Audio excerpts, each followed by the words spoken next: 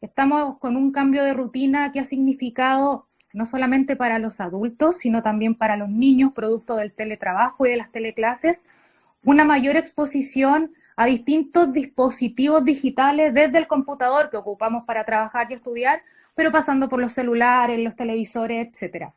Y desde ahí conocer, doctor, efectivamente su experiencia, si esto, de qué manera ha repercutido esta exposición constante a las pantallas en nuestra salud visual, tanto en adultos como en niños y adolescentes.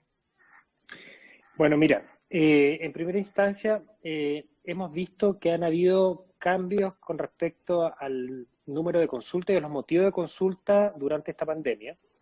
Claramente los daños que se van a producir o las consecuencias o las secuelas que van a haber, los vamos a tener que ver quizá a largo plazo o a mediano plazo, lo cual todavía es un poquito prematuro para poder evaluarlo.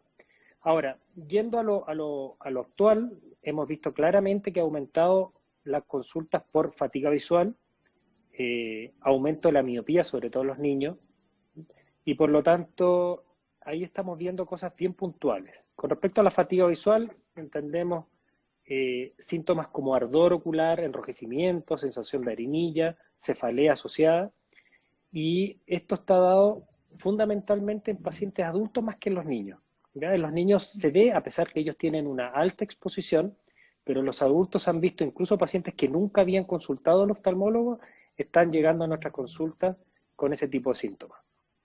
Y fundamentalmente las causas se están dando en cuanto a la exposición de las pantallas por un aumento de la resequedad de la superficie ocular, concretamente ojo seco.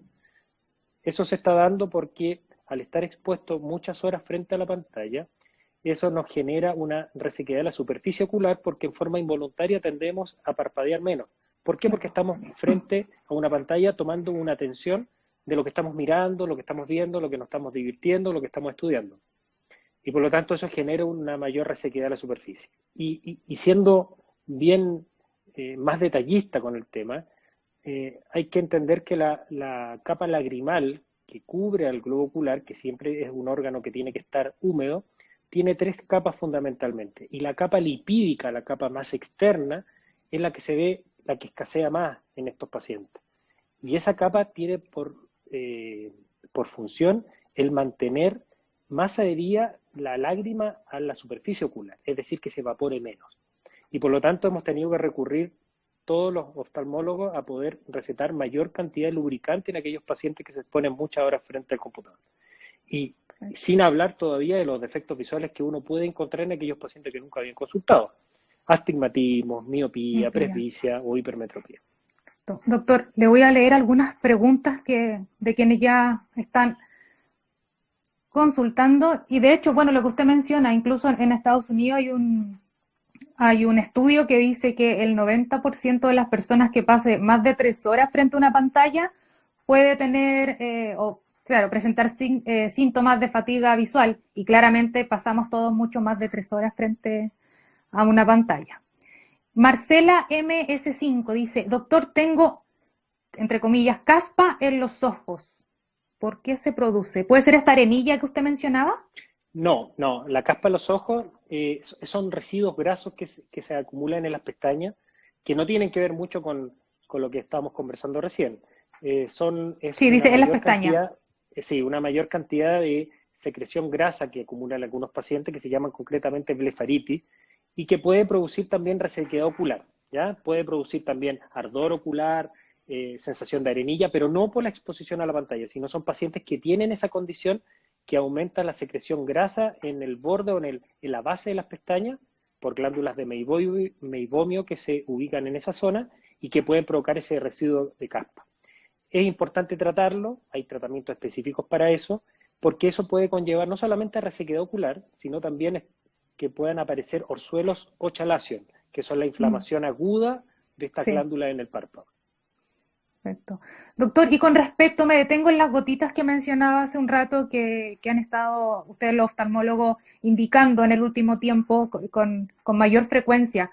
¿Podemos hablar como de gotitas genéricas o va a depender de cada paciente y del tipo de síntoma? Porque, por ejemplo, Domita Te Amo dice, a mí me molesta mucho la vista, se me secan los ojos. ¿Qué gotas se pueden usar para eso? Bueno, si la molestia es ardor ocular, resequedad ocular, y en el examen uno puede constatar que efectivamente está relacionado a ojo seco, lo que hay que indicar son lágrimas. Ahora, hay un sinnúmero de lágrimas en el mercado, hay lágrimas de mejor calidad que otras, y hay lágrimas que están más apuntadas a la resequedad ocular por falta de la capa acuosa o falta de la capa lipídica. Depende qué tipo de resequedad tenga el paciente.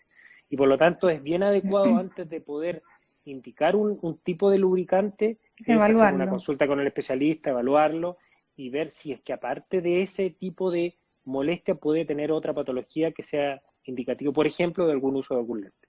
Y en estos casos, doctor, ¿también se define como el tiempo o son gotitas que se ocupan a permanencia?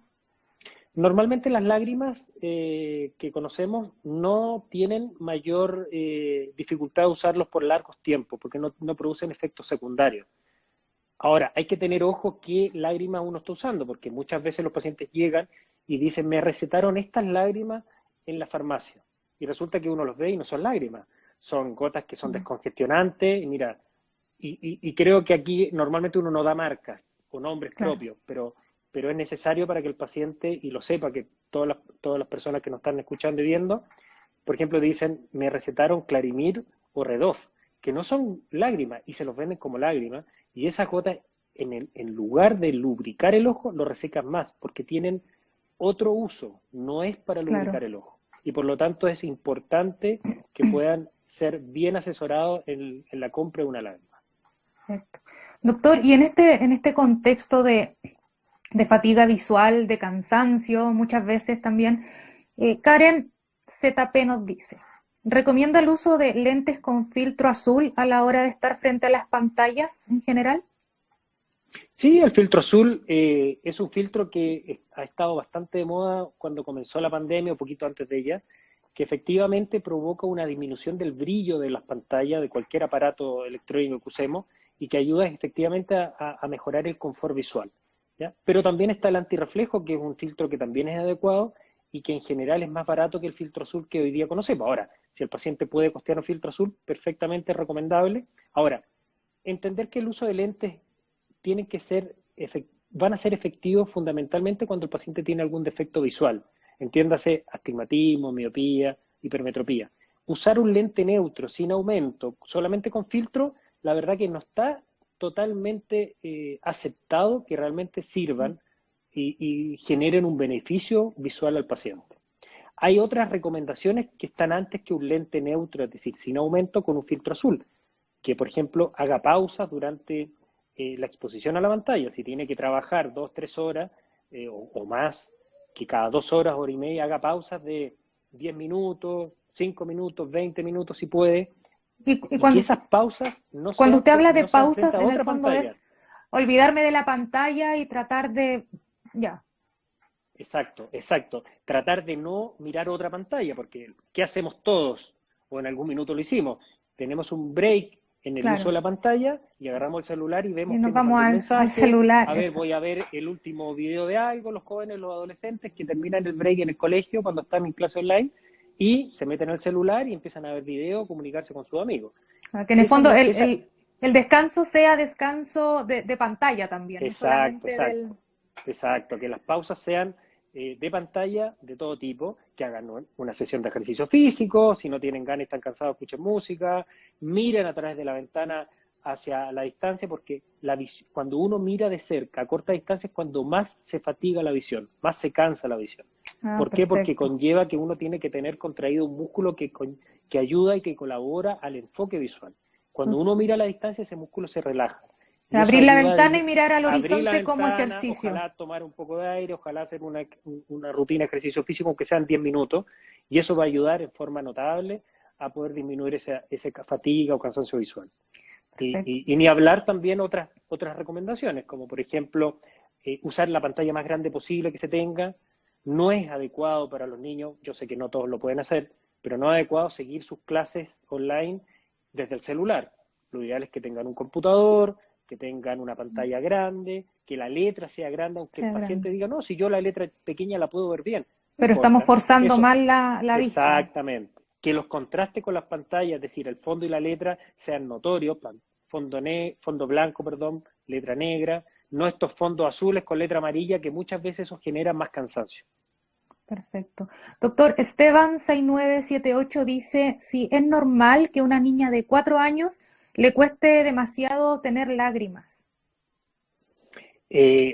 Mira, sería importante preguntarle a Esteban cómo pueden saber que a la niña le cuesta tener lágrimas. ¿Tiene irritación ocular?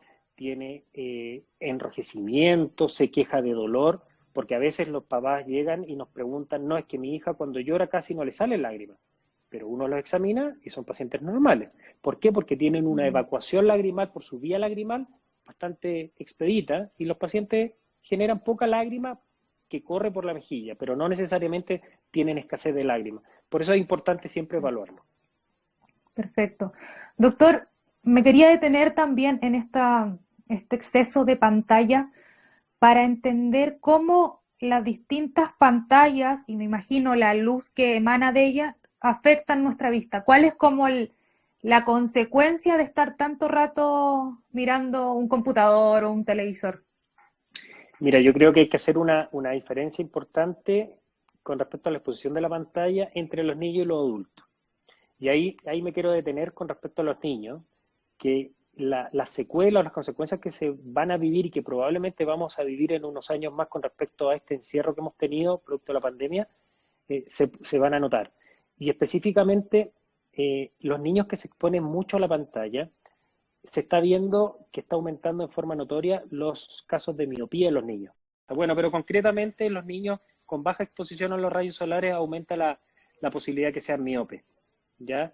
Por lo tanto, eso es algo que vamos a tener que evaluar en un futuro. Y con respecto a la exposición de la pantalla en pacientes adultos, no se ha comprobado directamente que la misma luz provoque un daño a nivel adulto, pero sí se está evidenciando que aumenta, como dijimos anteriormente, el ojo seco y aumenta la probabilidad que se evidencien defectos visuales. Por lo tanto, el consejo en general es que los pacientes se controlen cuando tengan molestia, sigan los consejos de exposición a las pantallas con respecto a que puedan hacer pausas, que trabajen con pantallas grandes, con lentes grandes y con buenos contrastes visuales. Perfecto. Y que efectivamente estos break o descanso, incluso aprovecharlo nosotros como adultos y con los niños de poder tomar algo de luz solar por todos los beneficios que conlleva. Doctor, antes de la siguiente pregunta, quería comentarle lo que nos dijo Esteban, papá de esta niña de 4 años, que él sentía que no producía lágrimas y nos decía que lo evidenciaba porque tenía un poco de enrojecimiento en los ojos y que cuando nació sus ojos estaban pegados. Bueno, yo creo que el mejor consejo, Esteban, el consejo más responsable que le puedo dar es que lleve a su hija a un control con un especialista, con un oftalmólogo, para que pueda evaluar primero su visión y ver cómo están las estructuras del globo ocular en su hija. ¿Ya? Bueno, de hecho usted me comentaba que la primera consulta al oftalmólogo en niños que, bueno, en este caso no, pero que no presentan mayor complicaciones a nivel visual debería ser a los 4 años. Sí, el primer control que se aconseja a todo paciente es desde los 4 años de edad en aquellos pacientes que nunca han presentado ninguna dificultad visual o que por lo menos no se han quejado con sus padres. Ahora, si unos padres ven que su bebé nace con los ojos desviados, que con un ojo más pequeño que el otro, con dificultad en la apertura ocular, evidentemente eso conlleva que tenga un control o una consulta médica a la brevedad. Perfecto.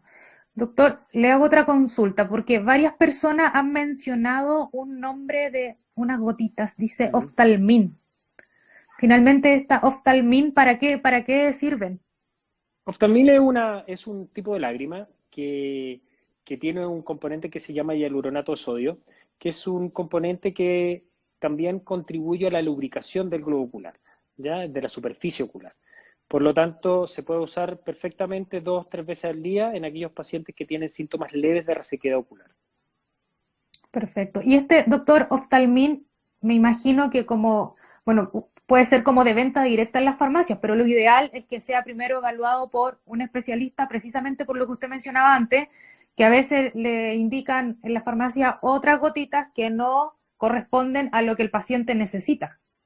Así es, por eso que es importante que los pacientes recurran a un especialista, puedan evaluarse, no solamente ver si tienen molestia irritativa, resequedad ocular, que hemos hablado ya de sobra con respecto a la exposición a las pantallas, sino también saber si tienen algún otro efecto visual que sea tratable, por ejemplo, con el uso de anteojos.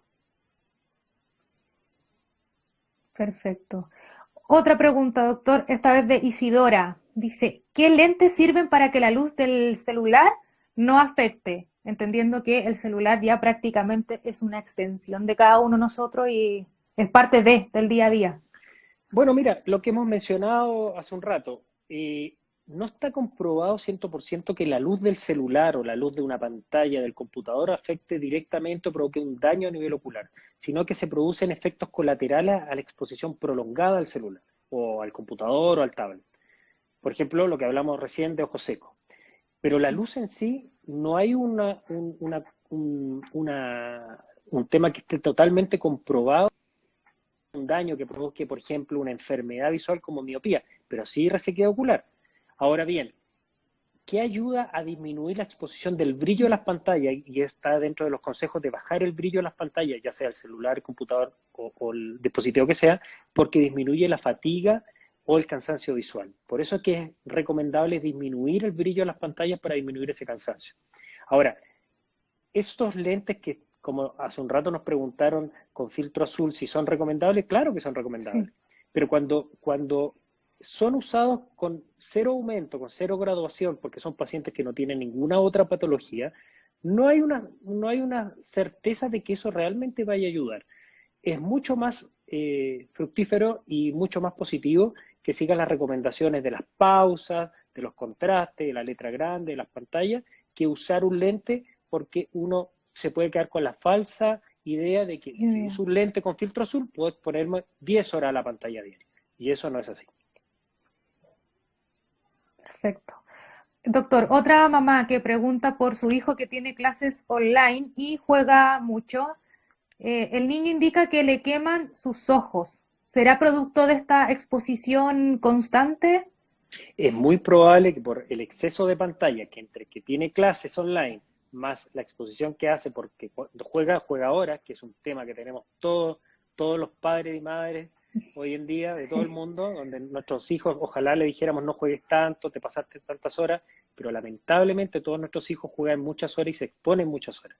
Y ese tema del ardor o el enrojecimiento en los niños es muy frecuente que esté relacionado a la resequedad por el exceso de exposición a la pantalla. ¿Pero por qué? Porque están a tal tensión, a tal concentración de la pantalla que ni siquiera parpadean. Tú mira a un niño, quédate un día mirando a uno de tus hijos cuando se expone a estos juegos y míralo de costado. Te vas a dar Están como hipnotizados, sí. Hipnotizados, ni siquiera parpadean. Y eso les genera enrojecimiento y ardor ocular importante. Perfecto. Doctor, otro de los temas que mencionaba y que obviamente se va a ver a largo plazo es el tema de la miopía, sobre todo en niños y jóvenes. ¿Qué pasa con los adultos que ya son miopes? ¿Su grado de miopía ha aumentado producto del uso excesivo y constante de pantalla? Sí, es una de las cosas que está en estudio. Mira, en general, los pacientes miopes a nivel nacional, hay un estudio muy antiguo, lamentablemente no hay nada muy reciente de la cual podamos ver la estadística de pacientes miopes en Chile, pero se habla prácticamente que hay de un 15% de pacientes miopes en la población general. Se cree que es mucho más alto actualmente. De hecho, eso también depende de la raza que tengamos. Por ejemplo, los pacientes asiáticos son casi el 40-45% del total de pacientes miopes. Por lo tanto, eso influye mucho. Pero se está viendo que el exceso de pantalla en pacientes adolescentes y que están entrando a la adultez va a aumentar en forma exponencial el número de pacientes miopes. Wow. Un tema sin duda. Un tema. Sí, doctor. Bueno, y aparte de la miopía, que es uno de los vicios refractivos más comunes, tenemos el astigmatismo. Y justamente Benavides nos dice, le tiro la pregunta, dice, ¿se puede corregir el astigmatismo en adultos? ¿Cuál es el tratamiento? Por supuesto, el astigmatismo en adultos se puede corregir vía cirugía refractiva láser. La mayoría de los pacientes que presentan astigmatismo, también miopía, también hipermetropía, pueden ser operados vía cirugía refractiva láser. Eso corrige el defecto visual y permite que el paciente, en la gran mayoría de los casos, no en todos, puedan dejar de depender del uso de anteojos. Ahora, en algunos casos pueden disminuir la dependencia total, pero pueden seguir usando un lente con una graduación mucho más baja de la que tenían originalmente. Perfecto. Estamos hablando entonces como de soluciones definitivas para este tipo de Exactamente. Es cuadros. decir, hay que quitar el paciente que ha tenido astigmatismo desde la infancia o adolescencia, pensar que con el uso de anteojos esto se va a mejorar. La mayoría de las veces eso no ocurre. Normalmente son pacientes que van a seguir usando lentes durante toda su vida y si quieren disminuir la dependencia de los lentes, la solución definitiva pasa por una cirugía refractiva con láser. Doctor, y para este tipo de cirugía, ¿cuáles son los requisitos? O los requisitos como básicos, porque obviamente después cada paciente, me imagino, tiene que pasar por la evaluación médica y una serie de exámenes antes de darle el pase para la intervención. Pero Requisitos básicos, por lo claro. menos, tienen que tener a lo menos 18 o 21 años. Hay algunos colegas que se inclinan por los 18 años desde y otros nos inclinamos por tener sobre 21 años.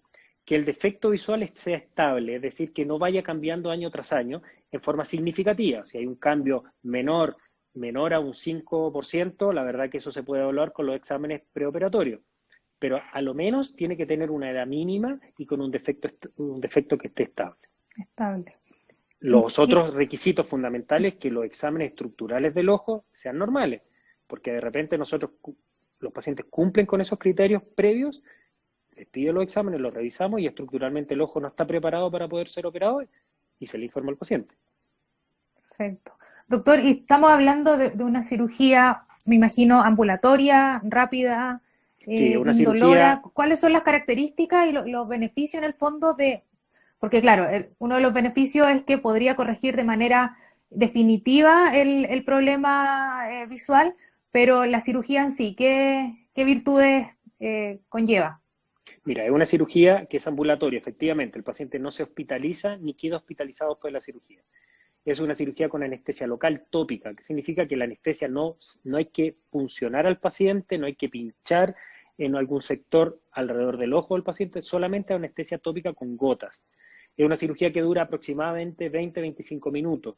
Es una cirugía que tiene la posibilidad de que el paciente se recupera en pocos días. Estamos hablando de alrededor de una semana. En general, algunos pacientes se reintegran antes, otros un poquito después, pero en promedio una semana. Por lo tanto, es una cirugía que tiene una rápida recuperación, con poca molestia y que tiene pocos días de descanso en cuanto a que el paciente puede continuar pues, con su actividad diaria. Perfecto. Justamente Álvaro Duarte nos pregunta ahora, ¿cuáles son los cuidados postoperatorios? Inmediatos y a largo plazo.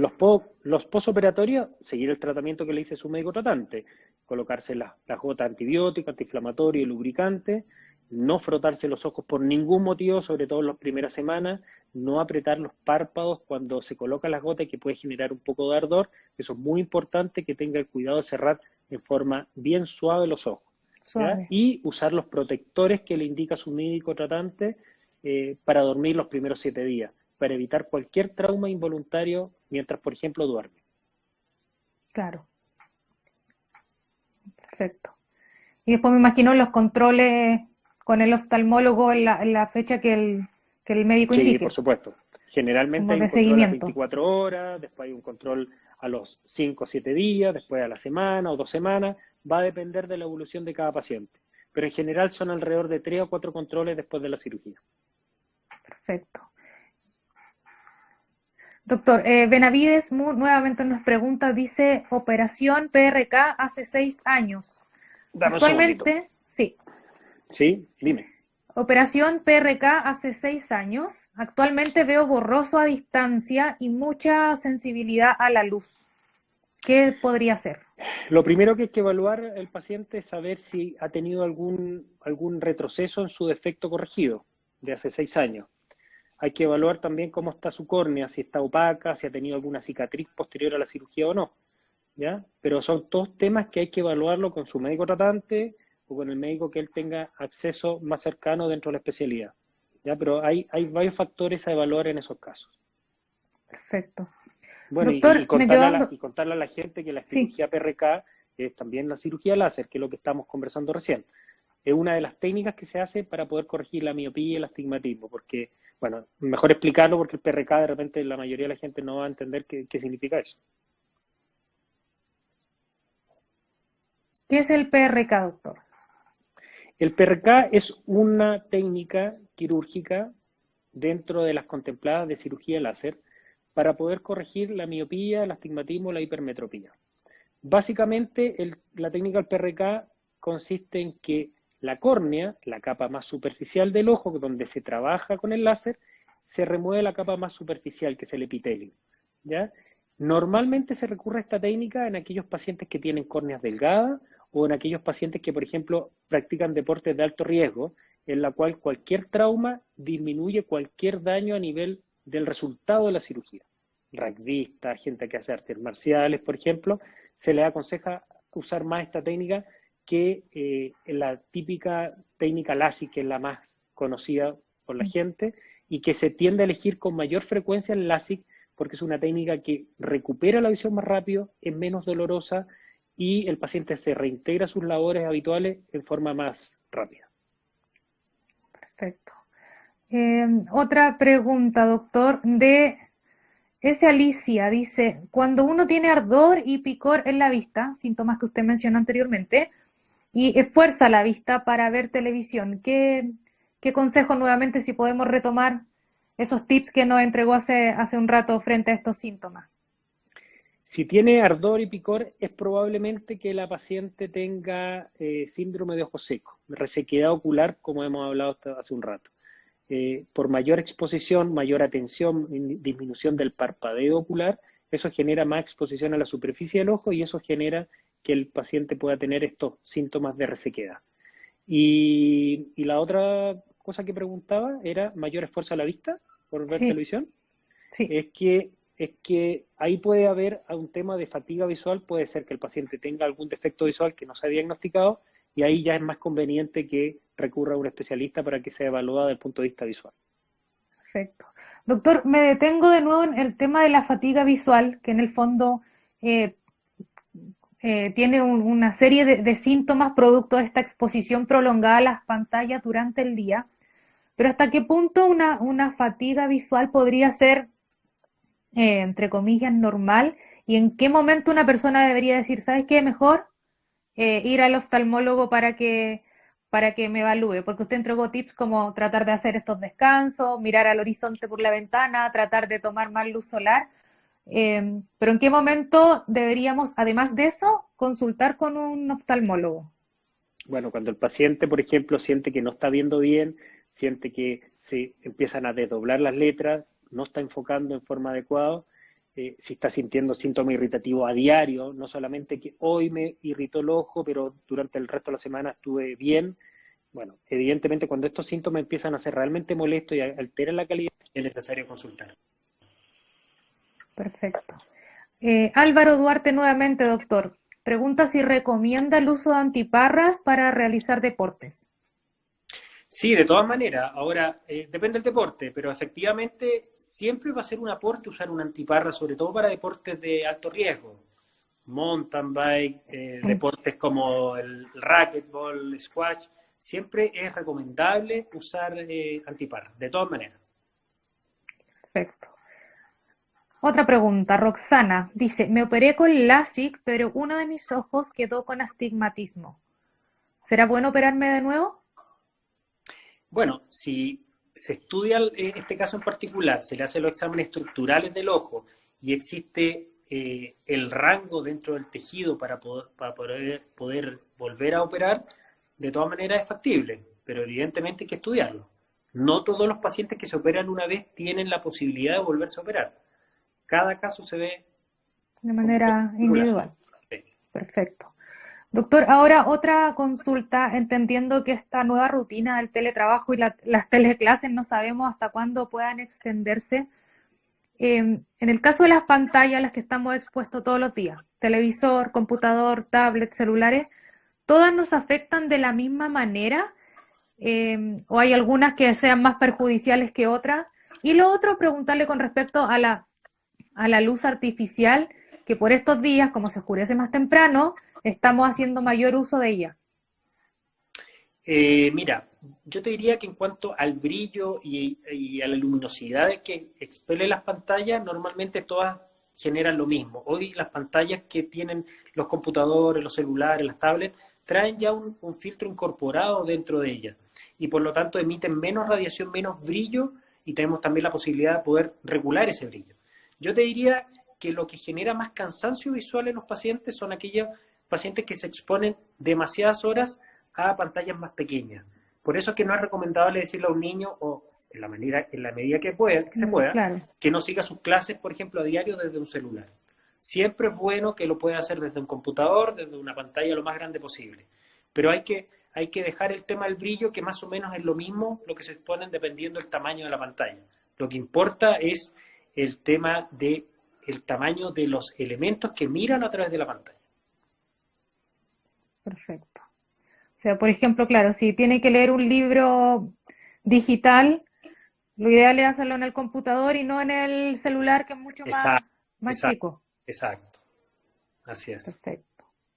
Estoy mirando aquí qué otras consultas tengo. En el caso de los niños, doctor, ¿se pueden usar estas gotitas en lo que presenten como síntomas irritativos? Sí, de todas maneras, sin ningún efecto secundario, los pacientes, los niños de cualquier edad pueden usar estas lágrimas y no les genera.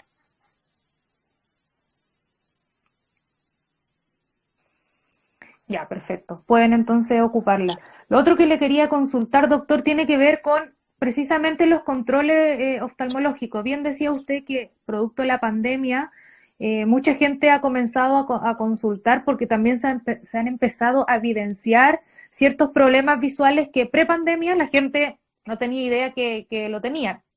Y desde ahí preguntarle, así como los niños, lo ideal es que a partir de los 4 años vayan con un oftalmólogo. En el caso de los adultos, ¿cuál sería como la frecuencia ideal para consultar con... La frecuencia ideal para controlarse en aquellos pacientes que ya tienen diagnosticado algún defecto visual y por lo tanto usan anteojos o lentes de contacto es que se controlen una vez al año.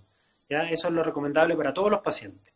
Aquellos pacientes que se controlaron una vez o los padres llevaron a su hijo a los 4 años y tenía un examen totalmente normal, con visión normal, muchas veces se le puede decir a los padres que lo traigan dentro de 1 año y medio o 2 años. Pero normalmente son al año, cada al año. Doctor, retrocedo de nuevo a los vicios refractivos, como la miopía, el astigmatismo, porque igual tienen un componente genético, pero de alguna u otra manera, ¿hay opción de prevenir estos cuadros? No hay, o sea, cuando hay un componente genético, como dijiste recién, si hay una carga genética de los padres para los niños de tener miopía, astigmatismo u otro efecto visual o refractivo, no hay mucho que hacer. No hay mucho que hacer. Hay que tratarlo con sus lentes, con el control con el especialista y ya.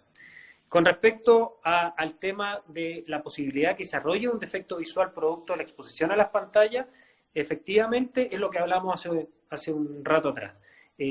Tratar que los niños tomen la posibilidad de hacer ejercicio físico al aire libre, que estén expuestos a los rayos solares, porque se ha visto claramente que la disminución de la exposición solar aumenta el riesgo de miopía en los niños. Por lo tanto, eso va a ser una de las secuelas que vamos a tener que estar evaluando en un futuro por toda esta falta de exposición solar producto del encierro que han tenido los niños, todo en general, pero los niños básicamente. Perfecto. Ahí entonces la recomendación a tratar de en algún momento buscar un espacio donde tengamos luz solar para que los niños no estén tan rutina de ejercicio, absortos de las tecnologías finalmente. Exacto. Sí, un paseo a la plaza, una caminata en familia, ojalá 1 horita, 2 horitas sería ideal. 2 horas es lo recomendable. Doctor, y con respecto a la exposición de la pantalla, bueno, sabemos que estamos en pandemia y usamos todo el día el computador, pero en el ideal, ¿cuál sería la recomendación del tiempo de uso frente a una pantalla? Eso realmente es algo difícil de poder cuantificar, aconsejar, porque lamentablemente hoy en día uno puede decir tantas horas y resulta que nuestro trabajo nos lleva a que tengamos que tener una exposición mucho más alta. Yo te vuelvo a repetir, Claro. Hoy día es difícil poder decir no más de 6 horas, no más de 8 horas, no más de 10 horas, sino que hay que tomar algunos consejos bien prácticos, bien puntuales con respecto a que cuando estamos expuestos hagamos las pausas, trabajemos con pantallas grandes, recurramos al especialista cuando tengamos poca visión o dificultades visuales, no enfoquemos bien, ¿ya? Pero el tema de las horas de exposición siempre va a ser lo menos posible ideal, pero ese menos es difícil de poder cuantificar. Doctor, y uno como de las reacciones típicas que uno tiene cuando está frente a una pantalla y no distingue bien o se le desenfocan ciertas letras, es como a cerrar fuerte los párpados. ¿Eso es como normal? ¿Está bien hacerlo? Que cuando tú dices que no enfocas bien, uno cierra fuerte Claro, los como que párpados uno para... sí.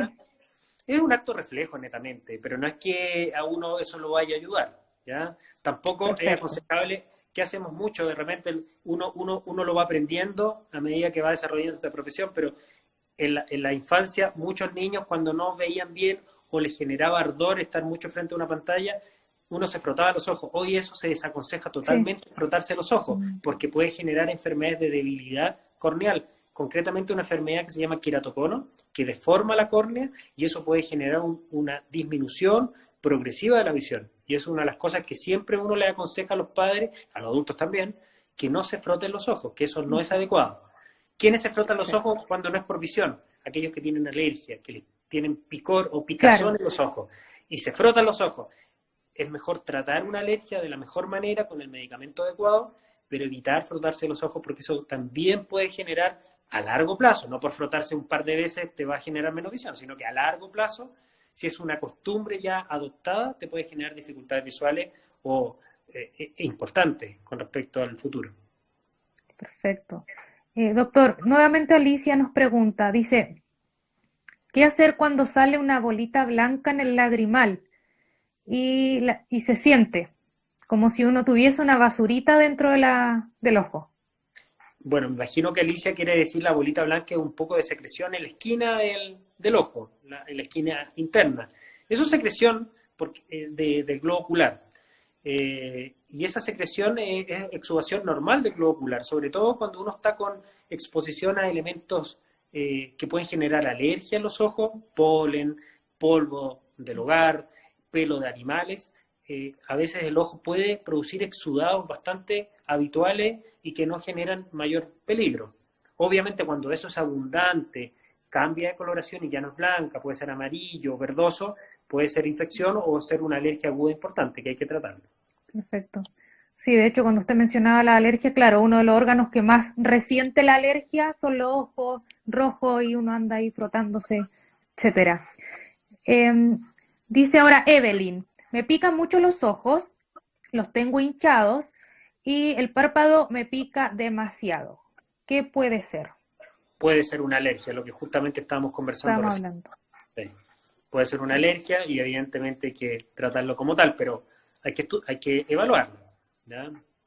No le estoy dando una receta a la distancia, sino que simplemente tiene elementos de ser una alergia. Claro, puede que no sea una afección visual como tal, sino que consecuencia de otro cuadro, en este caso una alergia. Denise nos dice, hola Doc, tengo un leve astigmatismo hace 3 años, pero no lo he tratado. ¿Será delicado? Bueno, el leve hay que saber cuál leve es, porque de repente uno tiene una idea de que lo leve no es tan leve y realmente puede generar una dificultad visual importante. Ahora, grave no es, claramente, porque la paciente aparentemente, si no se lo ha tratado, imagino yo que no debe estar usando lentes. Mi consejo nuevamente es que recurra a un oftalmólogo para que le haga una evaluación de su astigmatismo e indicarle los lentes si corresponde. Perfecto. Doctor, me detengo ahí en el astigmatismo, bueno, en la miopía, la hipermetropía.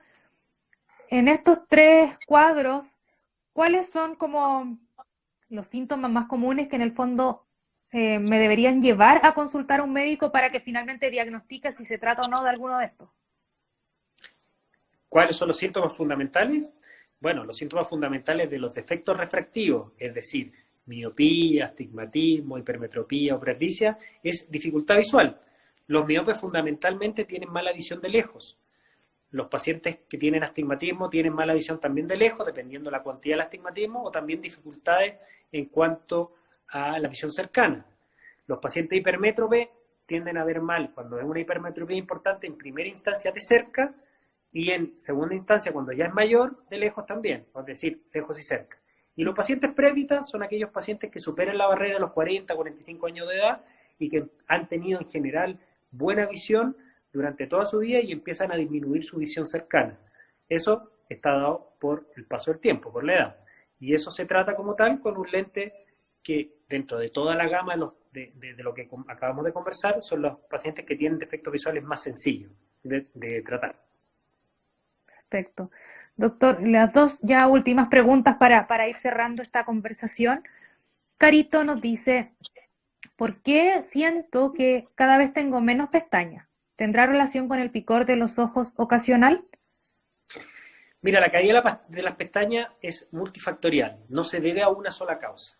Una de las causas que pueden provocar eso fue algo que una persona nos preguntó en principio sobre la blefaritis, es decir, la caspita que tenía de los ojos, esa caspa. Esa mayor secreción grasa tiende a veces a, entre comillas, ahogar el folículo piloso de la pestaña y tienden a perder vigor las pestañas y tienden a caerse. Otra causa que puede provocar también la caída de pestañas es alergias oculares, donde los pacientes se tienden a frotar muy seguido sus ojos y eso también puede debilitar la pestaña. Otra causa, menos frecuente, pero que se puede dar, es una causa genética. Cuando hay alopecia, es decir, falta de crecimiento de pelo en todos los sectores del cuerpo, eso también puede llevar a pérdida de pestañas a nivel de las pestañas, ¿ya? Cejas, cuero cabelludo, etc. Multifactorial, entonces, sí, las causas. Ahora, Esteban, hay medicamentos que ayudan al crecimiento de la pestaña que hoy día están muy de moda, ¿ya? Y que eso ayuda al fortalecimiento en primera instancia de la pestaña y en segunda instancia al crecimiento mayor, a la longitud mayor de la pestaña. ¿Y eso también lo indica el oftalmólogo? También lo indica el oftalmólogo, sí. Perfecto. Esteban nuevamente, doctor, nos pregunta, dice, mi pareja tiene miopía y astigmatismo y ahora se le nubla la vista. Dice que son como telitas. ¿Podría ser cataratas? ¿Qué edad tiene la paciente? ¿Nos dice? No, no dice. Mira, puede ser distintas cosas. Si se le nubla la visión es porque efectivamente puede ser causante por la miopía o el astigmatismo. Ahora, cuando se refiere a la telita, no sé si querrá decir que es por secreción del ojo o porque hay algún crecimiento de alguna estructura, de algún tejido normal. Eso no te lo sabría decir. Pero catarata, si una paciente menor de 40 años, poco probable. Perfecto. Ya, varias preguntas ahora. Jessy nos dice, ¿la presbicia se incrementa con los años? Así es, se incrementa, pero afortunadamente aquellos pacientes que se aburren de usar lentes de cerca para leer, se puede hoy en día operar con una técnica que se llama lente intraocular. Perfecto. Ahí nos contestó Esteban, tiene 32 la... No, poco probable que tenga catarata, poco probable. Perfecto. Anita Rosa Olate dice, ¿la artritis reumatoide influye en la visión? Sí, la artritis reumatoide influye en varios aspectos de la visión. Primero puede producir enrojecimiento ocular crónico por falta de lubricación. Es una enfermedad autoinmune, como muchas otras, que pueden generar falta de lubricación ocular, independientemente se expongan a una pantalla, que era el tema de hoy. Puede producir también catarata secundaria por el uso de corticoides. Los pacientes de artritis reumatoidea generalmente son tratados por corticoides por largos periodos de tiempo y el corticoide es un factor inductor de catarata bastante importante. Además, puede producir enfermedades inflamatorias en los ojos, como uveitis o iriociclitis, que también son de resorte de tratamiento con corticoides tópicos, es decir, con gotas. Por lo tanto, sí, los pacientes con artritis reumatoide se deben controlar, no solamente por lo que le acabo de mencionar, sino porque parte de su tratamiento medicamentoso para esa enfermedad puede generar daño en la retina o almacenaje del fármaco en la retina y hay que controlarlo. Perfecto. Y ya, doctor, ahora sí la última pregunta para ir cerrando. Es una pregunta que ya habíamos comentado, pero para contestarle a Catita May, dice, ¿sirven los famosos lentes con filtro de luz azul para los niños ahora que están expuestos a muchas horas frente a las pantallas? Mira, los filtros, como lo comentamos hace un rato, los lentes de filtro azul realmente sirven cuando van asociados a un defecto visual que el paciente pueda tener.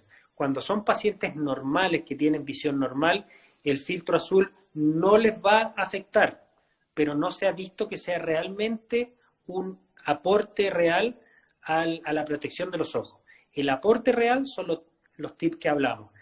Pausas, pantallas más grandes, exponerse a la luz solar, sobre todo en los niños, hacer pausas sin pantalla, con letra grande y con contraste adecuado.